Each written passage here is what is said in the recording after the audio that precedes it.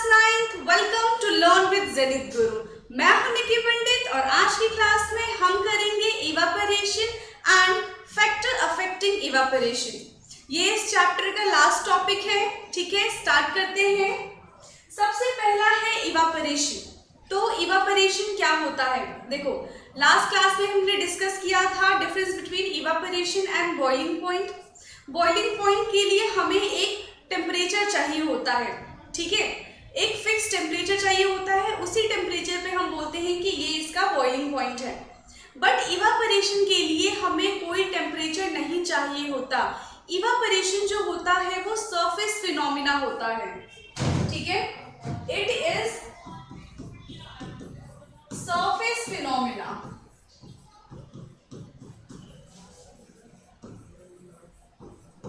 ठीक है, इसके लिए कोई टेम्परेचर फिक्स नहीं चाहिए होता है। ये लो टेम्परेचर पे भी हो जाता है और हाई टेम्परेचर पे भी हो जाएगा। ठीक है, एक सर्टेन टेम्परेचर की जरूरत नहीं है इसके लिए। ओके, एंड और क्या हम इसमें बोल सकते हैं कि ये जो हमारा इवापोरेशन है, ठीक है, इस इवापोरेशन में कौन कौन से ऐसे फैक्टर है जो इसको अफेक्ट कर सकते हैं। तो सबसे पहले इवापोरेशन की हम डेफिनेशन देख लेते हैं। ये आपकी बुक से लिया गया है। क्या है? We know that particles of matter are always moving and never at rest. हमने देखा था कि जो पार्टिकल्स होते हैं, जो मैटर के पार्टिकल्स होते हैं, वो कंटिन्यूसली मूव करते रहते हैं। तो यहाँ पे भी वही बात बताई गई है कि जो मैटर के पार्टिकल्स है वो कंटिन्यूसली मूव कर रहे हैं at a given temperature in any gas, liquid और a solid. There are particles with different amount of kinetic energy। अब देखो, हर पार्टिकल का अपना काइनेटिक एनर्जी होता है, चाहे वो सॉलिड के लिए हो, लिक्विड के लिए हो या फिर गैसियस स्टेट के लिए हो। गैसियस में ज़्यादा काइनेटिक एनर्जी होता है, लिक्विड में उससे कम होता है और सॉलिड में सबसे कम होता है। बट सबके पार्टिकल्स तभी भी कंटिन्यूसली मूव करते रहते हैं।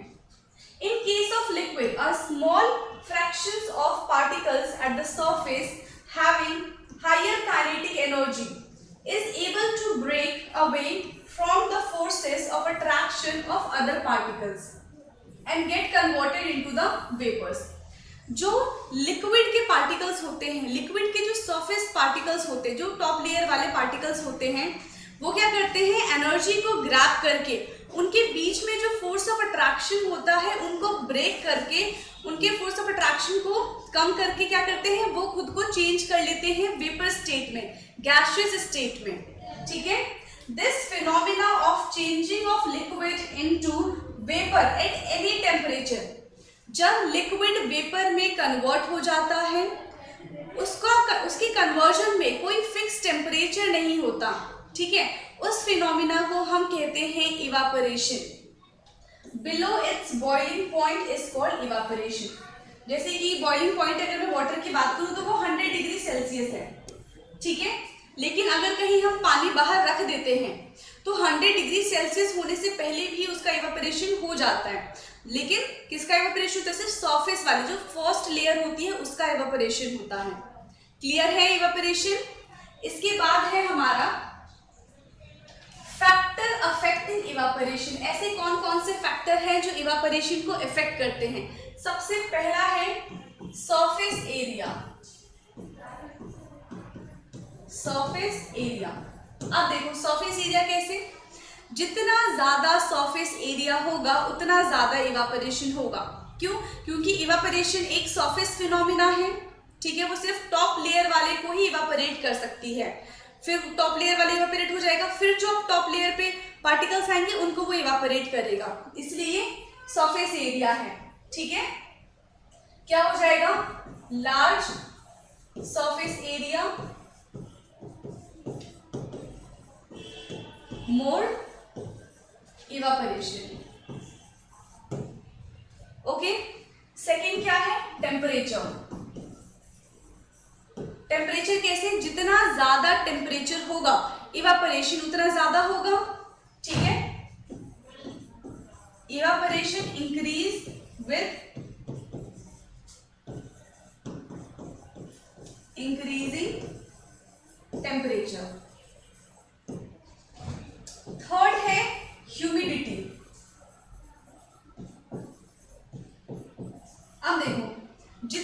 ज्यादा ह्यूमिडिटी होगी उतना कम इवापोरेशन होगा। कैसे? ह्यूमिडिटी का क्या मतलब होता है कि amount of water present in our surroundings, हमारे सराउंडिंग्स में कितना वाटर प्रेजेंट है एनवायरमेंट में, उसको हम बोलते हैं ह्यूमिडिटी। अब ऑलरेडी हमारे एनवायरमेंट में वाटर प्रेजेंट है और हमारे एनवायरमेंट में इतनी कैपेसिटी नहीं होती है, ठीक, उनका एक फिक्स रेशियो होता है, फिक्स अमाउंट होता है कि वो उतना वाटर होल्ड कर सकते हैं, उससे ज़्यादा नहीं कर सकते, ठीक है। तो ऑलरेडी बहुत ज़्यादा ह्यूमिडिटी होती है तो वो और इवापोरेशन करके क्या कर सकते हैं, एनवायरमेंट में वाटर को नहीं रख सकते। इसीलिए अगर ज़्यादा ह्यूमिडिटी होगी तो इवापोरेशन कम होगा, ठीक है, लेकिन अगर ह्यूमिडिटी कम है तब इवापोरेशन ज़्यादा होगा। क्लियर है? तो humidity is inversely proportional to evaporation, एक इंक्रीज होगा तो दूसरा डिक्रीज हो जाएगा। क्लियर है इतना? ठीक है, सरफेस फिनोमेना हो गया हमारा, टेम्परेचर हो गया हमारा, हमने ह्यूमिडिटी भी कर लिया है। अब देख लेते हैं, ये आपकी बुक से लिया गया है। And increase of surface area, सबसे पहले हमने सरफेस एरिया को इंक्रीज किया। We know that evaporation is a surface phenomena, हमें बात पता है। If the surface are is increased the rate of evaporation increase, जितना ज्यादा सरफेस होगा उतना ज्यादा रेट ऑफ इवापोरेशन भी होगा। For example, while putting clothes for drying up we spread them out, जब भी हम बाहर कपड़े सुखाते हैं तो हम क्या करते हैं, उनको बिल्कुल फैला के सुखाते हैं और जितने ज्यादा फैले कपड़े होंगे उतने वो जल्दी सूख जाएंगे। रादर देन हम कपड़े उठाएं मशीन से और ऐसी एज इट इज रख दें, तो क्या होगा, उसको ज्यादा टाइम लगेगा। क्यों? क्योंकि उस वक्त उसका सरफेस एरिया उतना नहीं होगा, हमने एज इट इज रख दिया है उसको। जितना ज्यादा सरफेस एरिया उतना ज्यादा इवापोरेशन। सेकेंड है हमारा an increase of temperature. With the increase of temperature more number of particles get enough kinetic energy to get into the vapor state. Temperature increase करने से जो पार्टिकल्स हैं उनकी काइनेटिक एनर्जी बढ़ेगी और वो क्या करेंगे, अपना बॉन्ड तोड़ के दूसरे स्टेट में चेंज होना चाहेंगे। तो जो लिक्विड है वो एनर्जी गेन करके, वो टेम्परेचर गेन करके क्या करेगा, गैसियस और वेपर स्टेट में कन्वर्ट कर लेगा खुद को। ओके। थर्ड है डिक्रीज इन ह्यूमिडिटी। जैसे ही ह्यूमिडिटी डिक्रीज होगी तो हमारा सरफेस एरिया इंक्रीज होगा, आई मीन इवापोरेशन इंक्रीज होगा। Humidity is the amount of water vapour present in air. The air around us can not hold more than a definite amount of water vapour, ये भी बताया था, ठीक है। Environment उतना water hold नहीं कर सकता, उनका एक डेफिनेट वो होता है, रेशियो होता है कि वो इतना ही पानी को होल्ड कर सकते हैं at a given temperature. If the amount of water in air is already high, the rate of evaporation decrease. क्योंकि हमारे एनवायरमेंट में ऑलरेडी उतना वाटर है, जितना हमारा एनवायरमेंट होल्ड कर सकता है, तो वो और ज्यादा पानी क्यों लेगा, तो उस वक्त पे जो रेट ऑफ इवापोरेशन है वो डिक्रीज हो जाएगा। Okay. And increase in wind speed. अच्छा, विंड स्पीड इंक्रीज होने से भी क्या होता है, रेट ऑफ इवापोरेशन इंक्रीज होता है। जब बहुत तेज हवा चलती है तो कपड़े बहुत जल्दी सूख जाते हैं, है ना, तो उस वक्त क्या होता है, इवापोरेशन ही तो हो रहा होता है जब कपड़े सूखते हैं। तो it is a common observation that clothes dry faster on a windy day with increase in the wind speed the particles of water vapour move away with the wind, decrease the amount of water vapour in the surroundings. तो wind speed बढ़ने से भी evaporation increase होती है, ठीक है। वो भी क्या करती है, जो सरफेस एरिया होता है वाटर का, जो अपर लेयर होता है, उसको वो वहां से हटा देती है, तो उसी को हम इवापोरेशन कहते हैं। क्लियर है इतना? अब नेक्स्ट है हमारा how does the evaporation cause cooling. जो इवापोरेशन है वो कूलिंग कैसे कॉज करता है। देखो, इवापोरेशन का क्या मतलब है कि लिक्विड का गैस में कन्वर्जन हो जाना और उसके लिए कोई एक डेफिनेट टेम्परेचर नहीं है। अब इवापोरेशन कूलिंग कैसे कॉज करता है, तो उसके पीछे एक एग्जांपल बताती हूँ मैं। जब हम परफ्यूम को स्प्रेड करेंगे अपने हाथों पे तो हमें बहुत ठंडा ठंडा फील होता है। तो क्या होता है कि जैसे ही हमने परफ्यूम छिड़का, परफ्यूम स्प्रेड किया अपने हैंड पे, तो वो आसपास के सराउंडिंग से या फिर हमारी बॉडी के सराउंडिंग से हीट को लेके, लिक्विड ही तो है, हीट को लेके वो गैसेस में कन्वर्ट हो जाएगा और जब क्या होता है लिक्विड गैसेस में कन्वर्ट हो जाता है एट एनी टेम्परेचर, तो उसको हम कहते हैं इवापोरेशन। तो उस लिक्विड ने हमारी बॉडी का टेम्परेचर जो हीट था वो लेके एनवायरमेंट में चला गया। तो अब जब हमारी बॉडी से हीट निकल गया तो वहां पे हमें कैसा फील होगा, तब वहां पे हमें कोल्ड फील होगा। इसी वजह से जो इवापोरेशन होता है वो क्या करता है, कूलिंग कॉज करता है। ठीक है, तो how does evaporation cause cooling?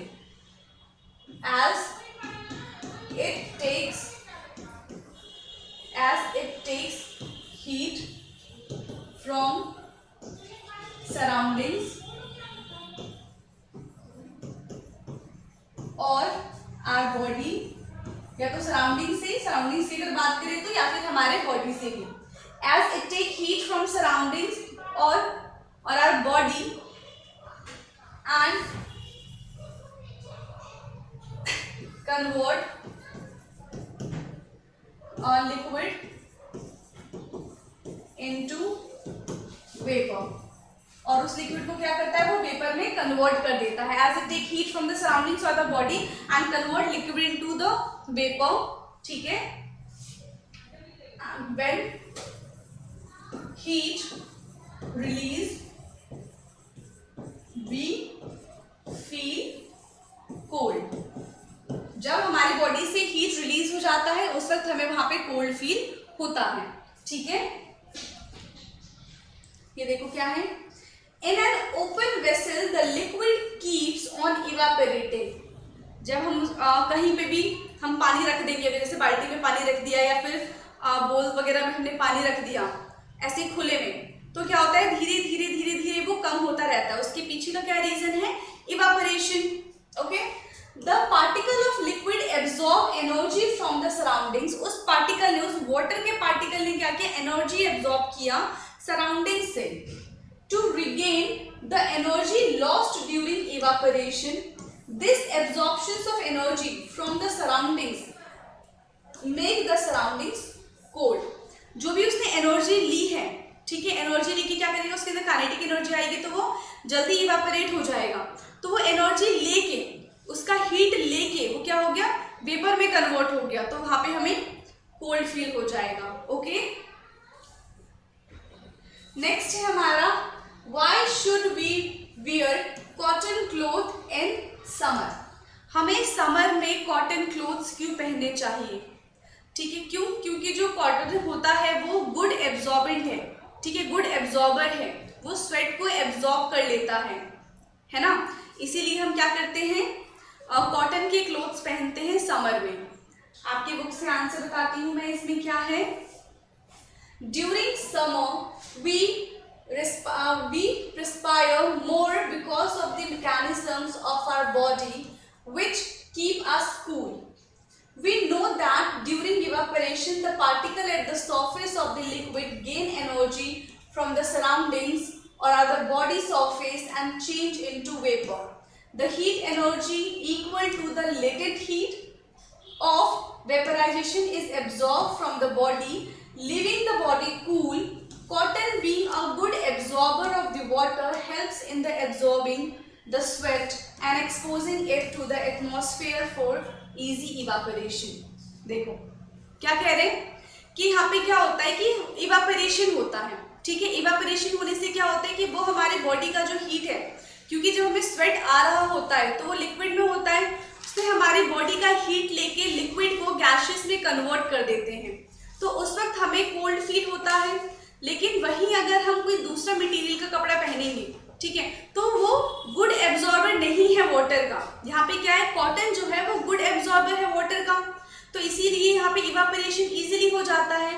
But अगर दूसरे हम क्लोथ्स पहनते हैं वो गुड एब्जॉर्बर नहीं होते, तो वहाँ पे इवापोरेशन इतने अच्छे से नहीं हो पाता है।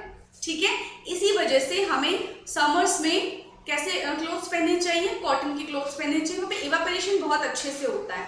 ओके, ठीक है, इसके बाद है, why do we see water droplets on the outer surface of the glass containing ice cold water?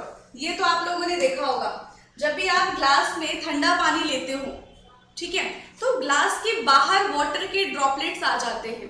इसके पीछे का क्या रीजन है?